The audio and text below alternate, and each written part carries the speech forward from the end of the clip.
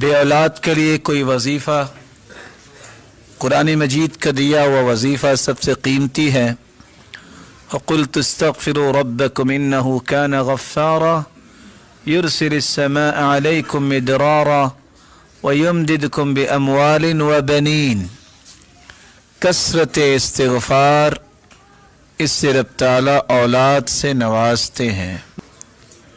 صبح و شام پڑھیے استغفر اللہ کثرت سے، استغفر اللہ الذی لا الہ الا هو الحی القیوم واتوب الیہ، استغفر اللہ ربی من کل ذنب واتوب الیہ، رب اغفر وارحم وتب علی انک انت التواب الرحیم، اللہم انت ربی لا الہ الا انت خلقتنی وانا عبدک وانا على عهدك ووعدك ما استطعت، اعوذ بك من شر ما صنعت، ابوء لك بنعمتك علي وابوء بذنبي فاغفر لي فانه لا يغفر الذنوب الا انت۔